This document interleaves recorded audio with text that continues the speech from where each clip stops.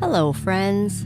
Until the end of June, we are offering Sleep Tight Premium for 40% off our regular subscriptions. With Sleep Tight Premium, you get more of the stories you love, ad-free listening, and more ways to participate in the show. Come join us at sleeptightpremium.com or follow the link in our show notes. Thank you.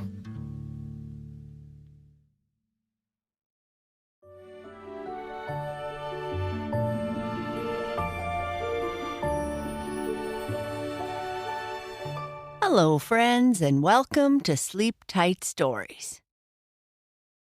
I'd like to say hello to Lorelei from Georgia. Hello to Haven, who is 8 in California. Hello to Quincy. Hello to Davinia, who is 11, and Sia, who is 3 in India. Hello to Teddy, and hello to Keon. Happy belated birthday to Catherine from Whitehorse, Yukon, who turned 7 on June 19th. Happy belated birthday to Louise from Calgary, Alberta, who turned 7 on June 19th. Love Mom, Dad, and the kitties, Tuna and Luna. Happy birthday to Hayley Davies from Aberdare, Wales, who is turning 4 on June 20th. Happy birthday to Lucy and Lily, who are twins from Beijing, China, who are turning 7 on June 20th. Mommy, Jade, and Daddy, JWM, love you so much and wish you both a happy 7th birthday. Happy birthday to Martin on June 20th from Mommy, Daddy, Grayson, and Gemma. Happy birthday to Ainsley, who is turning 6 on June 21st. Happy birthday to Emma in Downingtown, Pennsylvania, who is turning 11 on June 22nd. Happy birthday to Clark here at Sleep Tight Stories, who also has a birthday on June 22nd. Thank you for writing all the wonderful stories for the podcast. Happy birthday to Kaya, who is turning 7 on June 22nd. Love Mommy and Daddy, who say, "You are so kind and the world is brighter with you in it." Happy birthday to Kai Kai, who has a birthday on June 23rd. From Amy, Mum, Nova, and Dad. Happy birthday to Thea in North Tonawanda, New York, who is turning 1 on June 22nd. Happy birthday to Luke from San Antonio, Texas, who is turning 5 on June 23rd. Happy birthday to Kai from Virginia, who is turning 7 on June 23rd. Mom, Cam, Leia, and the kittens love you. Happy birthday to Everly from Gretna, Nebraska, who is turning 5 on June 23rd. From your mom, dad, and brothers. Happy birthday to Stevie, who turned 6 on June 23rd. And happy birthday to Michaela from your parents, your brother Maxon, and your sister Malia. Happy birthday to you all. I hope you have a wonderful day. Shoutouts and birthday wishes are one way we give thanks to our supporters. If you would like to support us and receive more bedtime entertainment like this, all ad-free, please visit our support page at sleeptightstories.org/support. Thank you.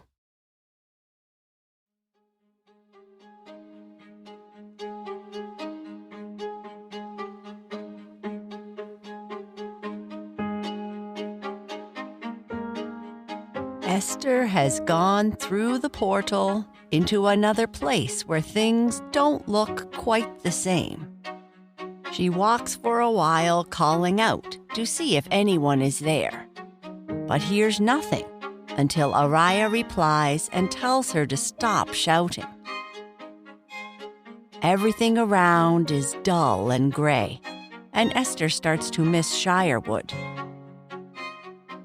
Esther follows Araya to her village, and there, Esther meets Eliza.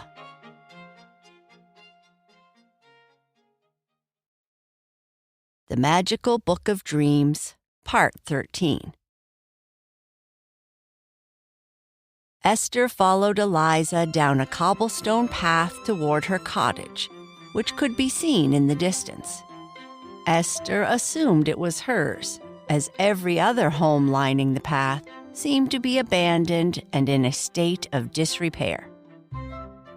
Their front yards were strewn with weeds, and what looked like colorful patterns on their front walls were faded.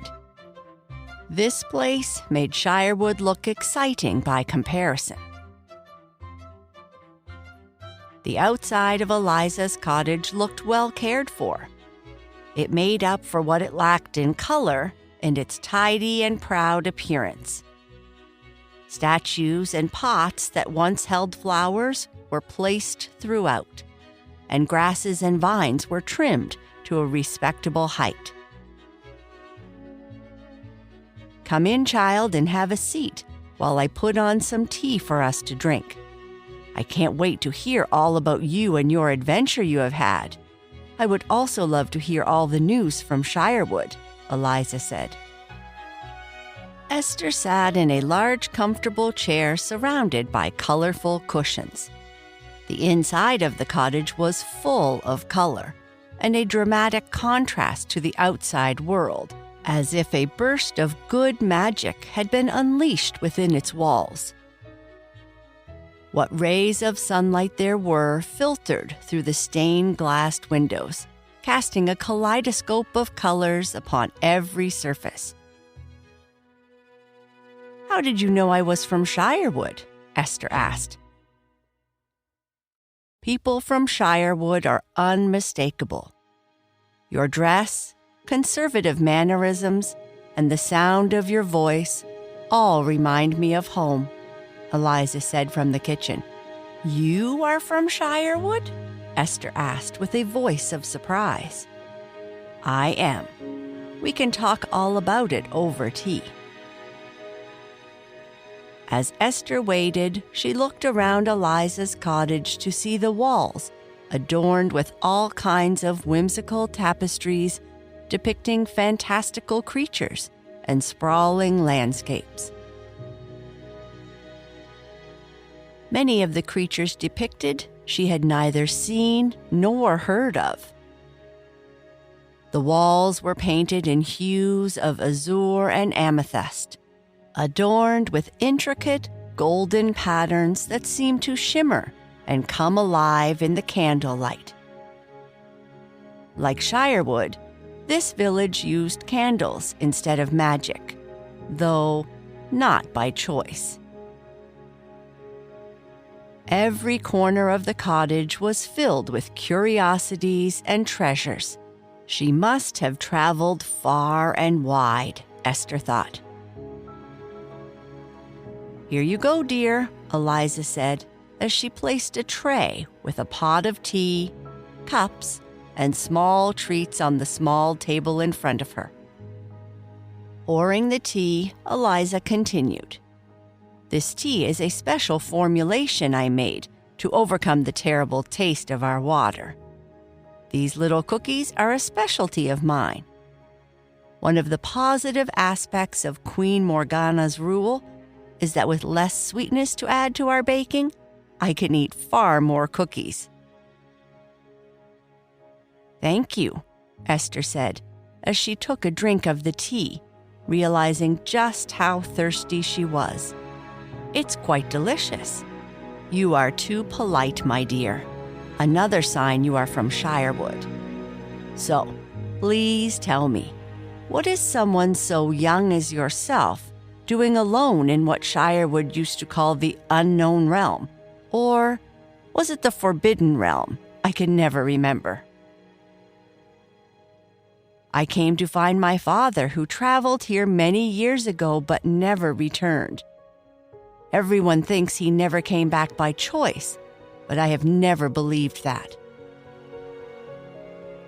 Disappearing, unfortunately, is a common occurrence. Once you arrive, there is no return to where you came from, or at least there hasn't been for many, many cycles. What was your father's name? No one has come here after me, but perhaps I have heard of him. He was called Elaric, Esther said, hopeful that he was known to Eliza. Sorry, dear. I have yet to hear that name, but please, I would love to hear more about you. Eliza had a way about her that Esther couldn't quite identify. She was like an old aunt and had the ability to put you at ease with just the sound of her relaxing voice. I've always wanted to see more of the kingdom than Shirewood. My father traveled all the time when I was growing up. He always had so many stories about the people he met throughout the kingdom. But the elders in Shirewood would always discourage it and want the village youth to stay. I found home so boring, and after my father disappeared, my mother didn't want to listen to any talk about leaving or going anywhere.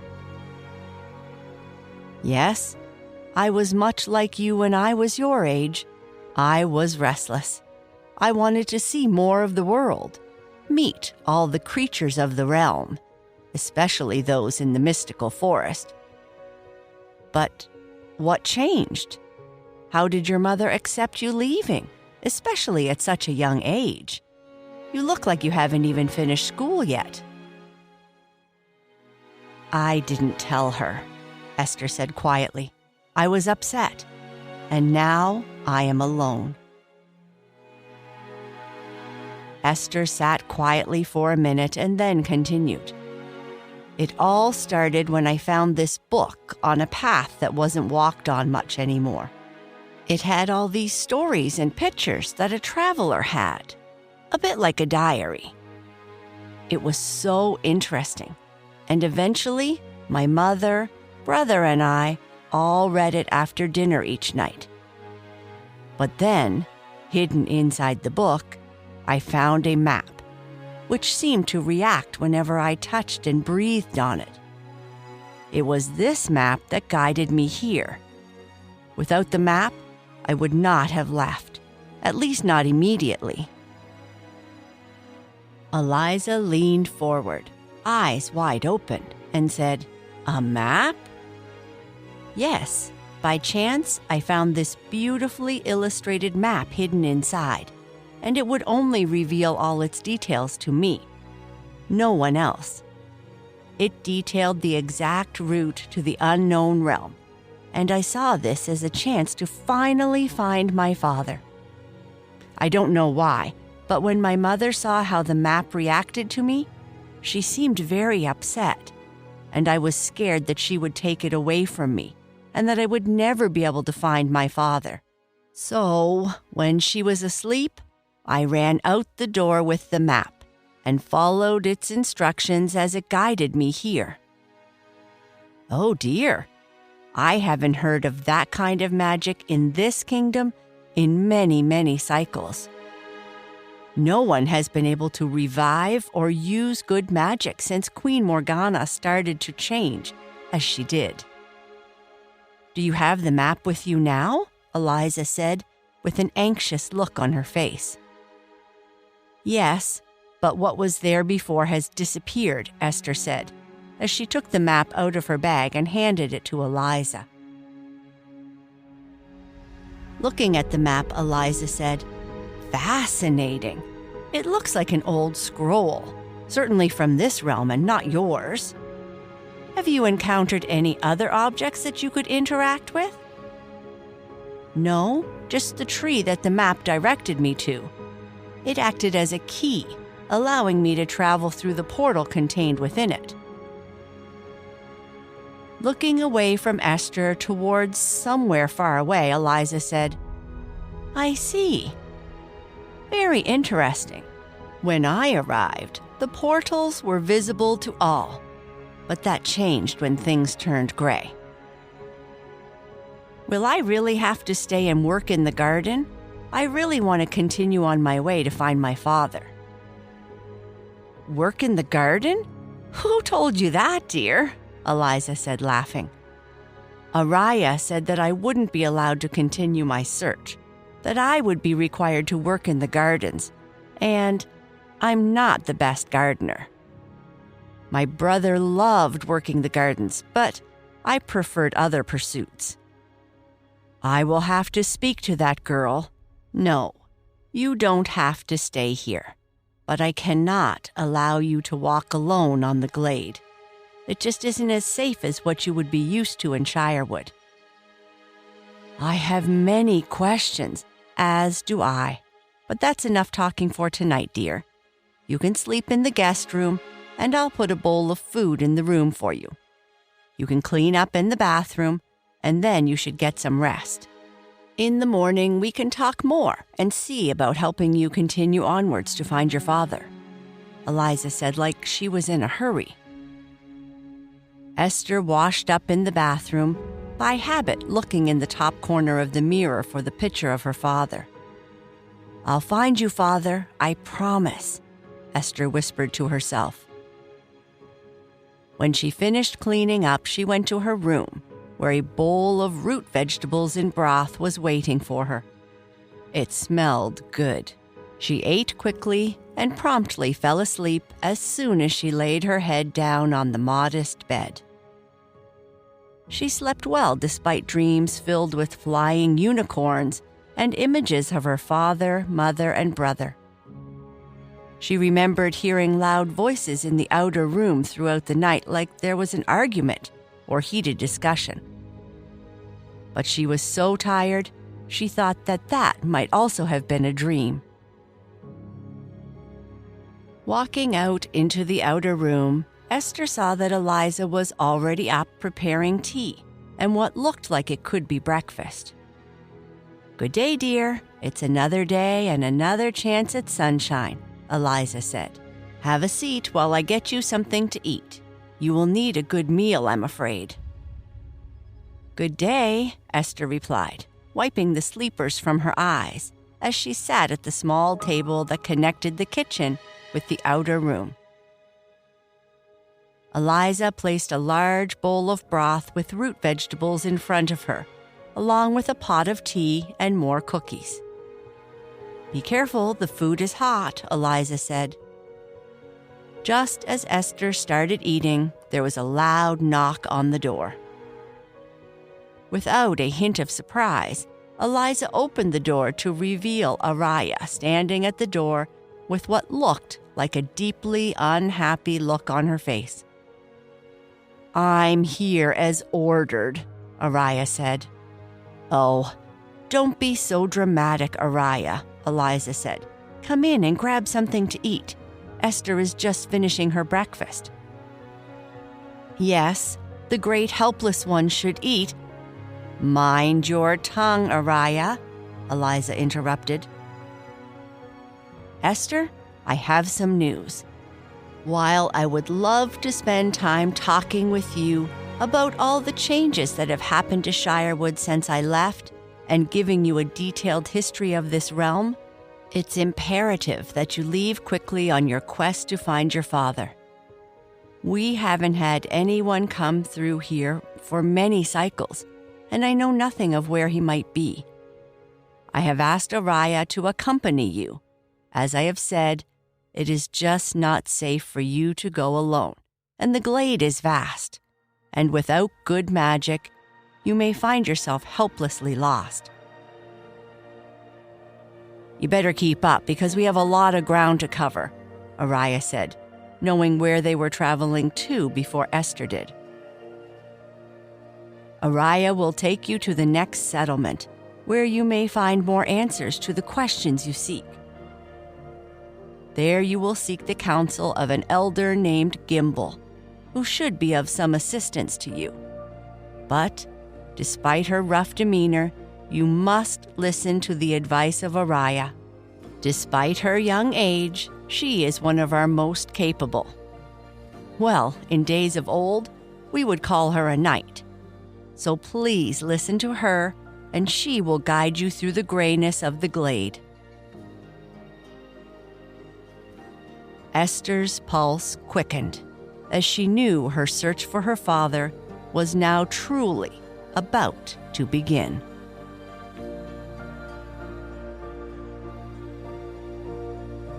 And that is the end of this part. Good night.